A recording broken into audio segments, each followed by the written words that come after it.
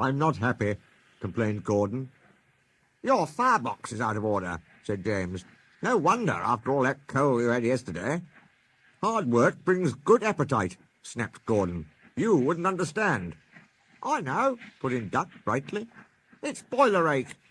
I warned you about that standpipe on the other railway, but you drank gallons. It's not boiler ache, protested Gordon. Of course it is, said Henry. That water's bad. It furs up your tubes. Your boiler must be full of sludge. Have a good wash out. Then you'll feel a different engine. Don't be vulgar, said Gordon huffily. Gordon backed down on his train, hissing mournfully. Cheer up, Gordon, said the Fat Controller. I can't, sir. The others say I've got boiler ache, but I haven't, sir. I keep thinking about the dreadful state of the world, sir. Is it true, sir, what the diesels say? What do they say?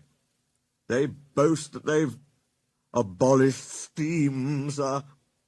Yes, Gordon, it is true. What, sir? All my Doncaster brothers born the same time as me? All gone, except one. The guard's whistle blew, and Gordon puffed sadly away. Poor old Gordon, said the Fat Controller. If only we could. Yes, I'll ask his owner at once. He hurried away. Arrangements took time, but one evening Gordon's driver ran back excited. Wake up, Gordon! The Fat Controller's given you a surprise. Look!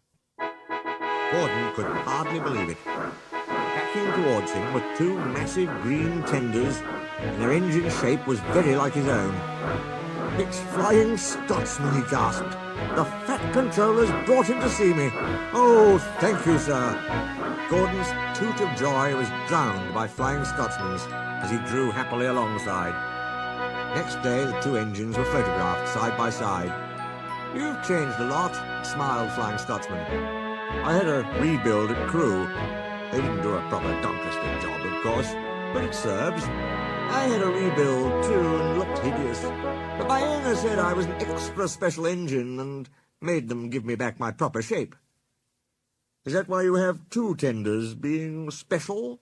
No, you'd hardly believe it, Gordon, but over there, there's hardly any coal and water. But surely every proper railway... Exactly.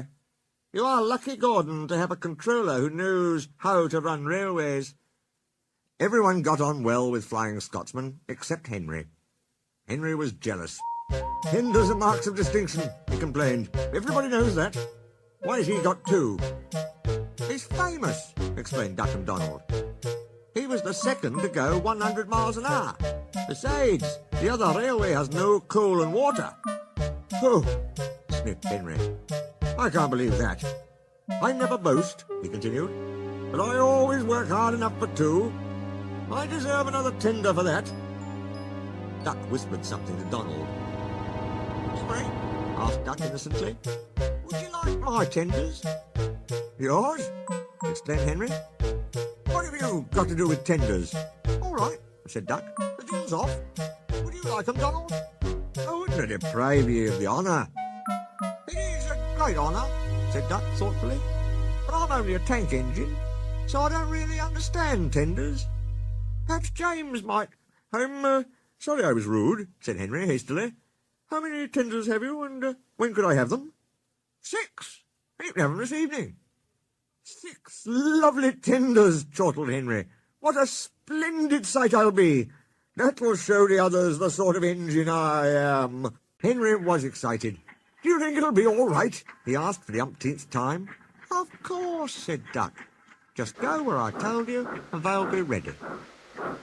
Meanwhile, word had gone round, and the others waited where they could get a good view. Henry was cheered to the echo when he came, but he wasn't a splendid sight. He had 6 tenders, true, but they were very old and very dirty. All were filled with boiler sludge.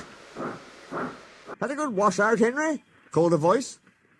That's right. You feel a different engine now. Henry wasn't sure, but he thought the voice was Gordon's.